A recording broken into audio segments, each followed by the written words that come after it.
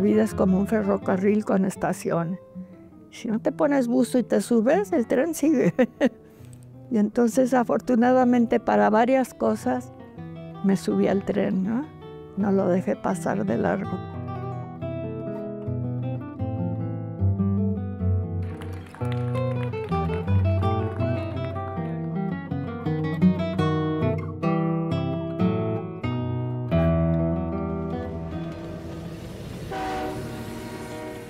Mi mamá nació en México, en Toluca, y era muy mexicana. Toda la familia era muy mexicana de sentimientos. O sea, mis abuelos, mi papá no, mi papá emigró de Alemania.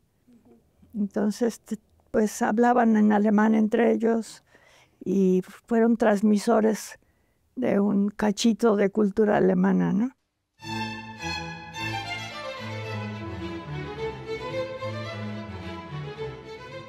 Pues tenían ellos una pequeña empresa que luego empezó a crecer, que empezó con mi mamá casi descalza, porque dice que no tenían ni para zapato, yendo a la Merced a vender su producto. Se llamaba Rico y hacía cubitos de caldo de pollo como Nor Suiza, pero eso no existía en México. Entonces luego pues creció mucho, tuvo éxito gracias al esfuerzo de los dos.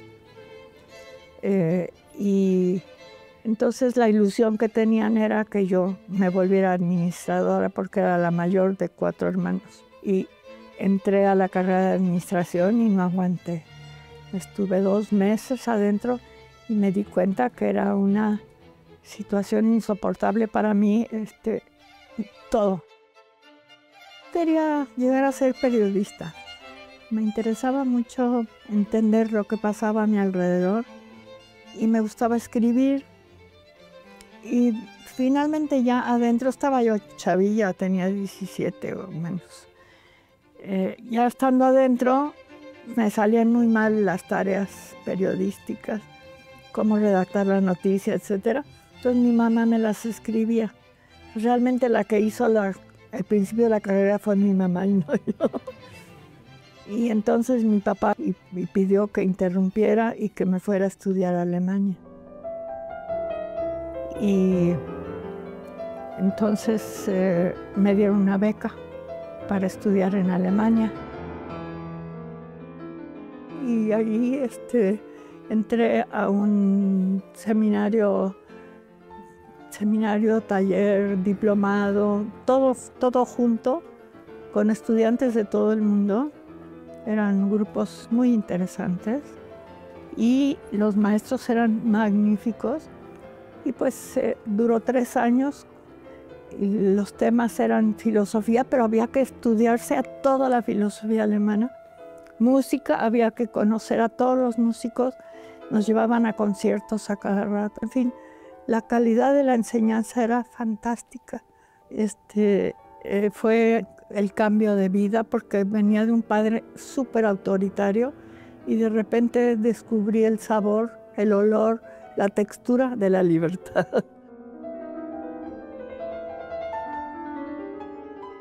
Teníamos varios maestros y uno de los favoritos era una actriz de teatro que nos enseñaba la pronunciación alemana. Entonces ella acostumbraba cada 6 meses que se iban los estudiantes invitar a un seleccionado a algo, y si había clic, pues pasaban cosas. Entonces a mí me invitó a ir al teatro. Y bueno, les digo que no hubo clic, sino hubo un clic inmenso. Entonces estamos en la inauguración, no era el foyer, era un gran patio que estaba abarrotado porque el teatro se reestrenaba y ponían una obra de Brecht que en ese tiempo todavía tenía un impacto muy fuerte. Con todo ese cúmulo de emociones adentro de mí, me subo a una plataforma porque no la encontraba dentro del mundo de gente y buscándola con la vista diviso es la palabra, a lo lejos, en lontananza, es la otra palabra, a un hombre parado en un rincón y me emociono de verdad tanto que mi cuerpo temblaba, o sea, se movía. Y luego se lo tragó el mundo de gente. Y yo me bajé de ahí, pues a ver qué pasa con la maestra. Y finalmente ella llegó, y se fue acercando, me dio un gusto verla, se fue acercando del brazo de alguien, y ese alguien era el hombre que yo había visto en el rincón. Y ese hombre era Ernesto.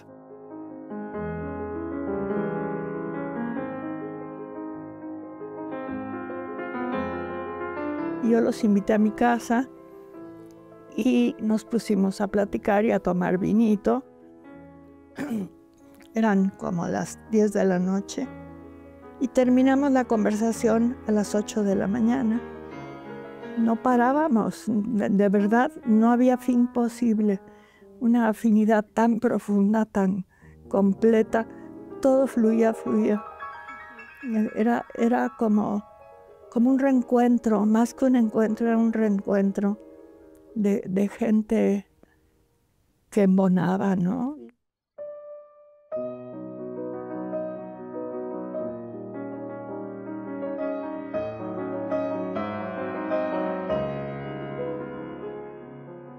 No me conectaba con mis sentimientos porque todo estaba prohibido, ¿no? Y de repente, al lado de Ernesto sucede lo contrario. Puedo irme encontrando a mí y descubriendo lo que me gustaba.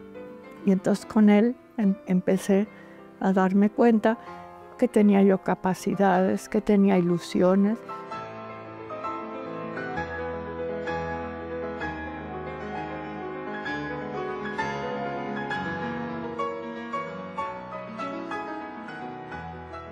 Cuando murió Ernesto, a los 2 días de muerto, para mí siempre tuve la fantasía, auténtica fantasía, porque él me llevaba bastantes años, de que yo me iba a morir primero.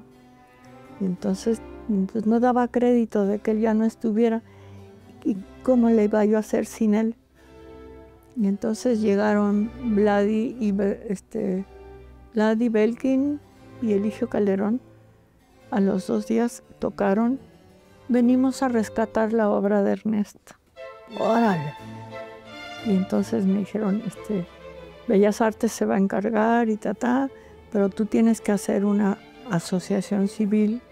Lo hice con mi hijo, claro. Y él ha sido fundamental.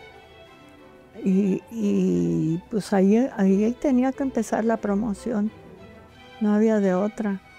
Y la obra estaba como él la dejó, que la amaba, la cuidaba, pues la tuvo muchos años. Y a pesar de las guerras y de todo, conservó bastante. Pero como buen artista, digo yo, para burlarme un poco, la tenía toda desordenada. Era un desorden. Y entonces, en ese especie de caos creativo, se sostuvo muchos años, porque se necesitaban recursos, y ni Canek ni yo teníamos. Entonces se fue posponiendo hasta que nos fuimos organizando como asociación y pedimos una beca a Alemania y nos la dieron. Entonces se hicieron muebles de metal padrísimos. Entonces la obra quedó, ahora está súper.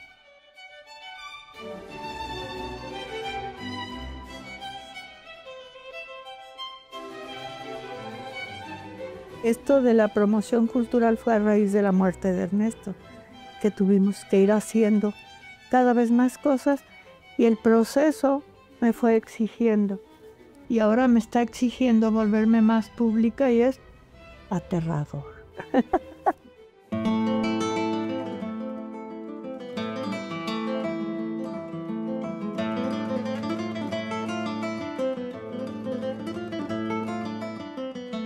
Cada quien va a envejecer de una manera diferente, de acuerdo a las elecciones que ha tomado y a los trenes de la vida que ha dejado pasar, a los que sí se montó, en fin, a los retos que sí superó, a los retos que nunca se atrevió a enfrentar, que son los peores, porque se quedan ahí en la conciencia.